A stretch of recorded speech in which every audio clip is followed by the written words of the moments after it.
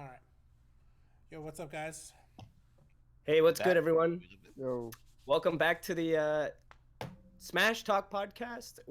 We just got finished talking about Hero and the implications of the meta and how our communities reacted to it.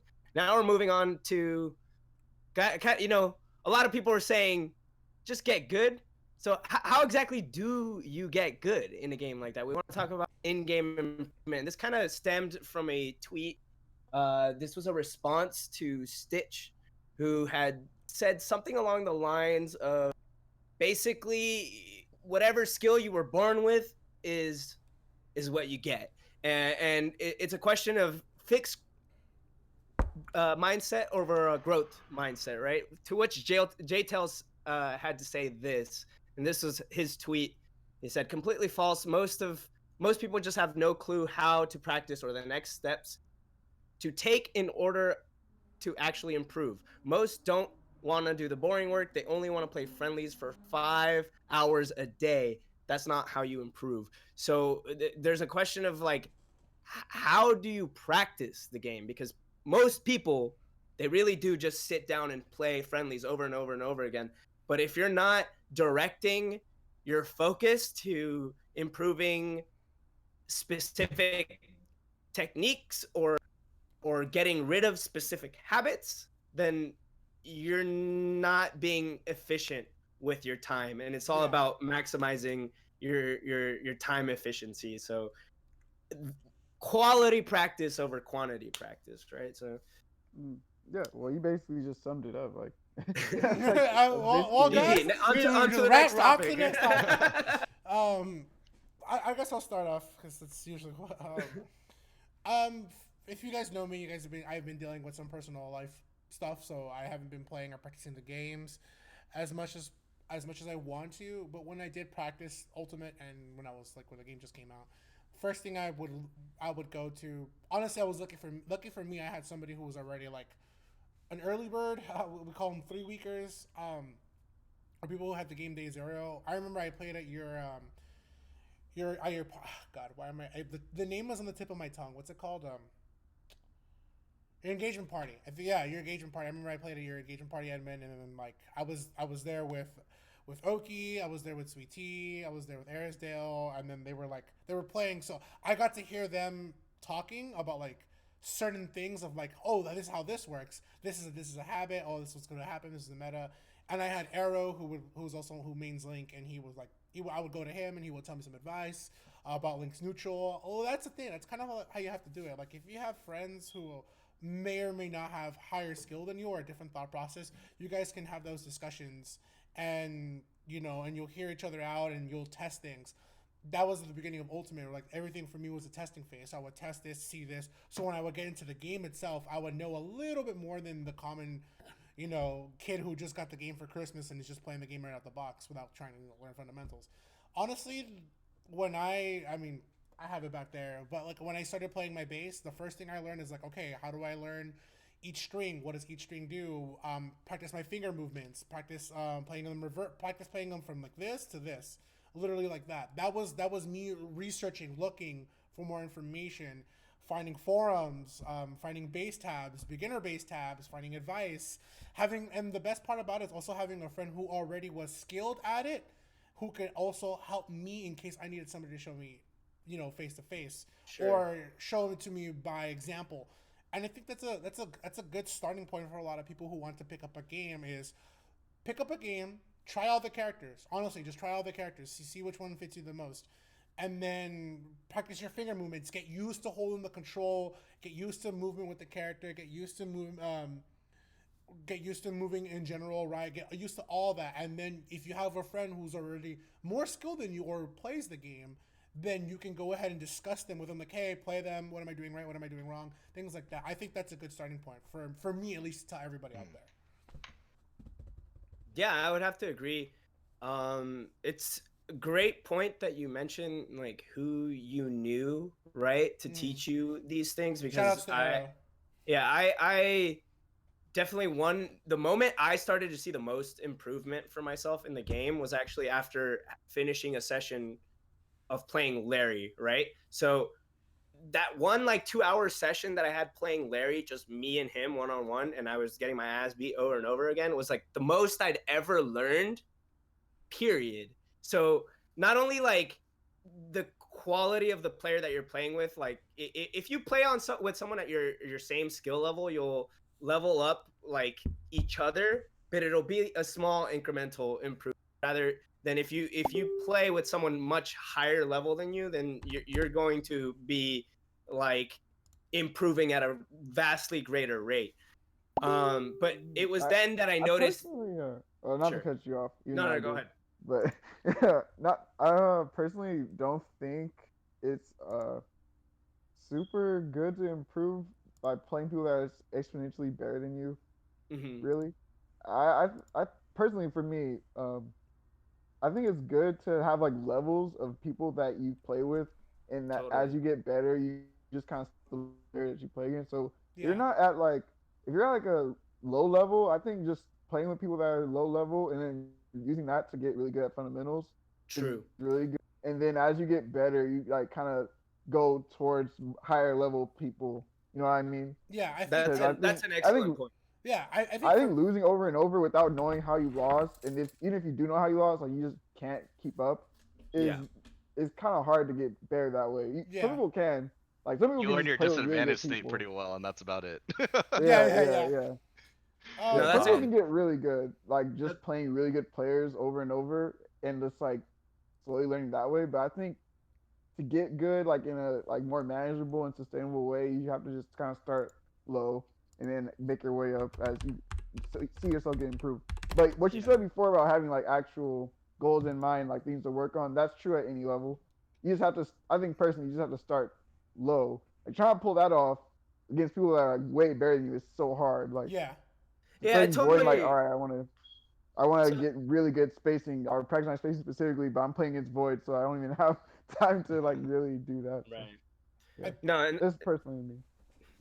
I think that you said it pretty well, Strides, I'm not gonna lie. I From didn't a community standpoint, I think there are a couple things that we could do as a community that might foster growth and improvement on certain levels. And let me give you a couple anecdotes. This happens at tournaments, and some of the suggestions that I would make. And this is just coming from a history of building the Kansas scene and pretty much having a hand in coaching like every single player that came out of that area of the Midwest at some point.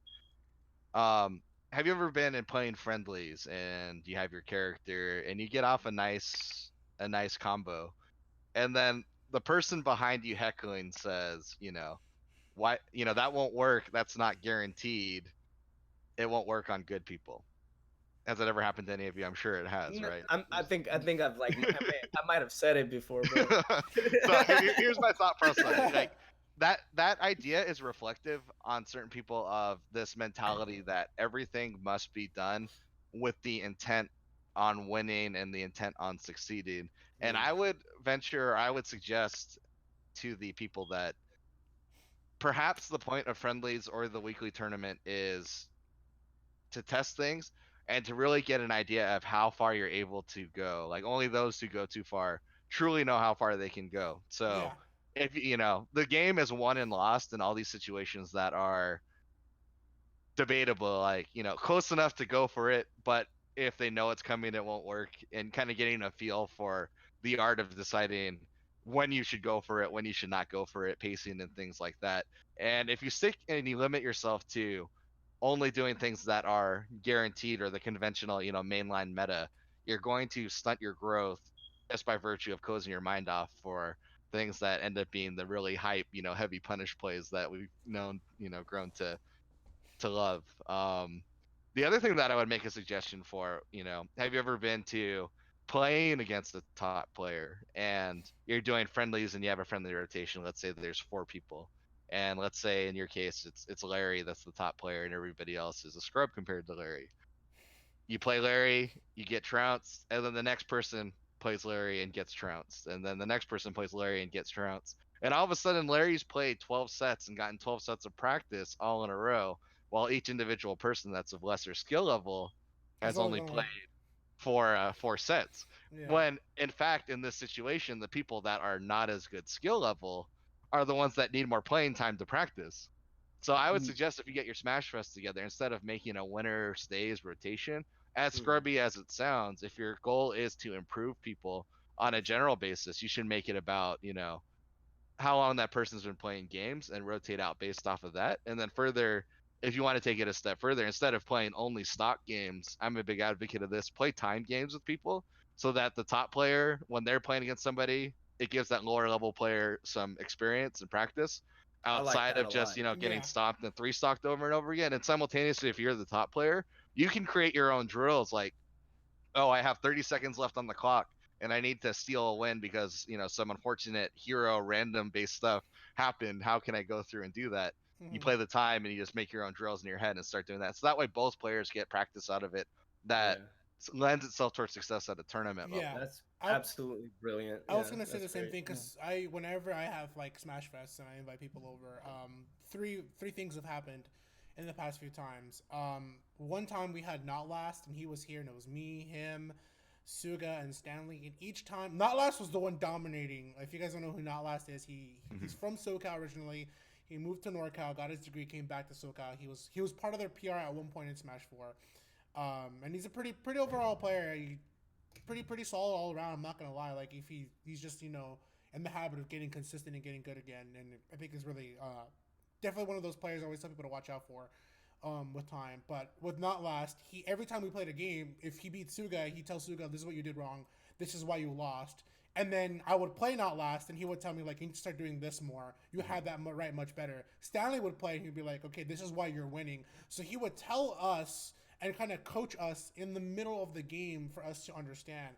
And then another thing that we would do is like I mean, I don't want to flex, but like I have three monitors. So every time I have a Smash Fest, I do take off these three monitors, and I tell everybody, bring a Switch. I have three monitors, and then we'll rotate. We'll rotate every 30 minutes. We do this because Suga likes to grind on one consistent setup with one top player all the time. But what we do is we rotate. So like for an example, I'm going to go ahead and be playing with HOB for 30 minutes, like consecutive nonstop, like which is me and him, right? Because that's and then the 30 minutes passed. Okay, swap over. I'm gonna go ahead and play Suga, and for 30 minutes, and HOB is gonna go ahead and play Not Last, and then swap over again. Suga plays Not Last. I play somebody else.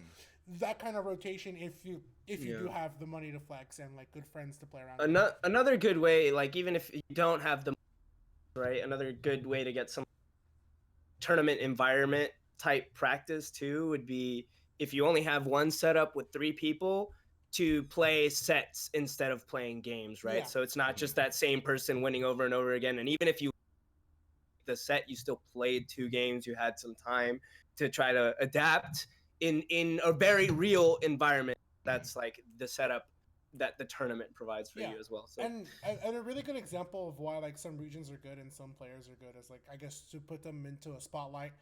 I always talk about my region, but for once I'm going to go ahead and talk about another player who I've always enjoyed watching, and honestly, it's a real treat to see him like starting to grow a little bit more. But also, he's a really good guy all around. I like watching Ketchup play a lot. I really do. Over time, I've enjoyed watching Ketchup play. And if you don't know, like he comes from the chamber, and it's a group of like-minded individuals who enjoy playing the game and also all have a mentality of the game. Sometimes what you need to do is you need to find your own crew. You need to find your crew. The Chamber's from SoCal, by the way. Thank you so much, Lex. You need to find your own crew of like-minded individuals who have the same set of goals and the same things that you do, and play together and tell each other like, "Hey, man, you're not anti-airing. You're not doing this." It's the same way of how Not Last plays with us, right? I'm a product of the chamber for Yeah, sure. you're a part. See what I'm saying? And then that allows even for me, like I'm from the 818, so I learned from the 818, and that allows me to honestly like for that transfers into my commentary. Same thing for Admin. He's a product of the chamber, right? Like he plays with them, he knows them, they hang out, right? And he gets a lot of advice from them that brings onto the mic. Look at Lux, from the Midwest. He was a TO. He's coached people. That allows him to come onto the mic and lend his voice talent. Strides hangs out with Charles and Void all the time, so he knows all this information. It's what you need to do is find a crew, essentially find your own clique, and find a player that you want to beat, so to say. Like when I was playing Smash 4, I never really got that far, but I remember wanting to beat my friends so hard every single time, like so much to the point that like I started playing other players so I could learn to beat him. And then once I beat him, I was super happy, and I was like, okay, now I want to start going to a local and see who I can beat next. And having goals basically. If you don't get anywhere in life without having goals, and if you want to improve, pick up the sticks and say, hey man, today I'm gonna improve my neutral. So you're gonna look at videos on how to play neutral.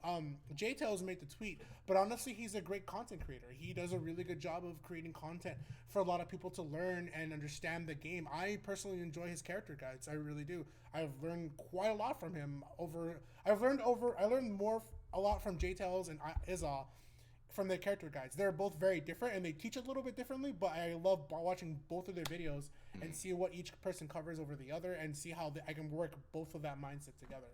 Honestly, And not just that. Oh, sorry. Yeah, go ahead. I'm done. And not just that, I actually got a question. What should I get down to first to really improve my punish game? And let me make a suggestion to answer that question. In JTail's tweet, he mentions that sometimes it's better not to just play friendlies 5 hours at a time, and I would agree. You could utilize that time in doing drills. Like, it amazes me that there's so many Smash players that are looking to improve, and they don't. I guess they didn't play Little League growing up, and didn't have like a coach tell them, let's do this this drill, or whatever basketball as a kid. Like, oh, you shoot free throws and you practice, and instead of, you don't have to play a scrimmage every time. You do like little components of the game and drill that so you have a firm understanding so that you can apply it later on in the game. You can take that in terms of Smash, and you're talking about your punish game, for example. One of the most common things is to hit the training room and start playing against a specific character that you want to work on punishing. Yeah. And not just, learning just the baseline, this is the guaranteed combo, but along that lines, I was telling you things that are not guaranteed, having a firm understanding of that advantage state. So, if this person does a neutral air dodge in a situation, what is my, not mainline, but my secondary go-to combo string or combo route I can go to? If this person does a horizontal air dodge or a directional air dodge, what combo route could I go to? If this person tries to attack out of it and I know I can shield it, what is my combo route from there? So having a really firm understanding on each of those interactions, both for what's guaranteed and not guaranteed, especially the not guaranteed, you're going to get a lot of mileage out of it, because you'll start being able to more intelligently not just get the damage that you've earned, but also get damage that you haven't earned, but you're willing to play that risk reward to gamble in order to get a little more. And you'll start seeing those damage strings add up over time as you fill in your knowledge gaps and really have a firm understanding of advantage situations you drill it. And you can do this across every scenario, every different type of interaction, whether you practice, I'm on the ledge, what are my options against, the Belmonts in this situation? Just keep drilling. If they do this, and likelihood I should be able to get away with this, or I can go for that option, get up, roll, whatever it is, jump away. So you got to have a willingness to not just play games and have a winner or loser, but do drills that you just take these micro situations, drill it out, and know the ins and outs better than your opponent. And if you can win on knowledge, you're going to win more often than not, in my opinion. And this is the hardest part right here is the one player solo mode, training mode, right? Because that's where you get most of the improvement, I would say, once you've already learned how to play the game, because you want to, there's so much you could be working on. You want to get your movement down, like you could practice ledge trapping in training mode. If you have another, it would be helpful to have a second player to just kind of, mash air dodge for you, or if you have the Arduino adapter, you could use one of those as well. But you want to be specific with like what you're doing in training mode too. So what's your weakness exactly? So you say your punish game is trash. Why define why it's trash, right? Is it because you're picking the wrong options, like, or maybe your spacing is off? So if your spacing is off, you want to work on your spacing. Things of that nature. Yeah, I think that's pretty well said. I watch videos. I think that's why I tell people, like, I learned a lot from Arrow, because I told him, like, what do I do with Link in Ultimate versus Smash 4, and he would tell me, like, okay, like, here's what you need to go ahead and practice every day. Like, learn to short hop neutral, learn to full hop neutral, learn to fade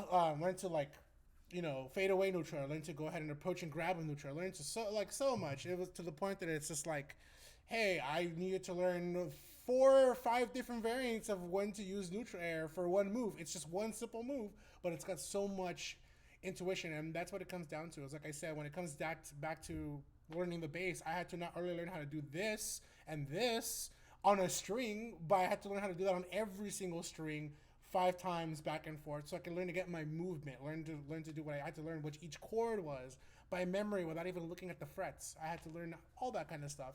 And like I said earlier, like Edmund said, if you have a second player, if you have a friend, a buddy who can help you out, it's important to have them around you, and you can ask them questions like, hey, did I mistime that? Think little things or even bigger things. I personally don't believe that you're born with a set of skills and you can't improve from that. No, that's impossible, because Void is the biggest example yeah, he is of the biggest someone example. that went from like horrible to top 10. So I completely didn't agree when Stitch said that you have to be born with like good reaction time and like all this other stuff for Smash. Like that's not true. You just Yeah, have to know how to improve, and I even and asked that's Larry. a skill in itself. I asked Larry too, like, what's another thing you can do like outside the game? And the one thing he also told me is like people take it for granted, but honestly, exercise, be healthy, drink water, make sure you're getting your vitamins. Those are Oh yeah, important that's things. Yeah, you want to talk about reaction time? You want to get good reaction time? Go outside, take a jog, exercise a little bit, drink some water, be healthy. That helps Go you in play the some game. rhythm games, Play some dance games, dude. I've been going to the batting cages pretty often, so like I've been telling Oh, people. yo, hit me up when you go. I'm down. Oh, let's go, let's go. Dude. I suck at it, but like I'm getting to the point that I'm enjoying it. Like I I'm crush. loving I'll it. coach you. I'll give you some tips on that. One thing, kind of to wrap up the segment, the Mhm. most important thing that I think in terms of improvement that a player can have is going to be mindset. And when you look at mindset, I want you to think of it in terms of there's this space between optimism and arrogance that you are able to hit that you need to live in between, and they call that space confidence. You have to kind of have this feeling that you don't necessarily have to feel like the gods have conspired to make you into a top player and it's going to come naturally, because that lends itself to complacency and you think you're going to be too good. You always kind of have to go at it with this sense of skeptical optimism that you can improve a little bit at a time. It used to be a situation where in the older Smash games, because of the spread of information, um, it would take you a year and a half to be a really good player. Nowadays, that with a lot of the content being put out by like JTails, for example, because we're using this tweet, that gap in time investment that's taken to become the best that you should be before you start getting to kind of the player who you are is probably only like 6 9 months now at this point. Just people have so much more information to work with, but you have to Yeah, always stay hungry, but also feel confident that you're going to be able to apply the lessons that you've learned over time and not, let the losses stack up and make you feel like it's not worth it. It's going to take a little bit of determination, a little bit of perseverance, but I think everybody here will agree with me when I say that the four of us, we believe in you. You can do it. You can be that next top player. absolutely. I couldn't have said it better myself. Persevere and always strive, always question. It's up to you. Only you set your own limit, and only you set your only you set your own limit. But there's no other way to wrap it aside from the way that Buck said it. So let's go into some ads when we come back. Our third and final topic, guys. Yeah, talking about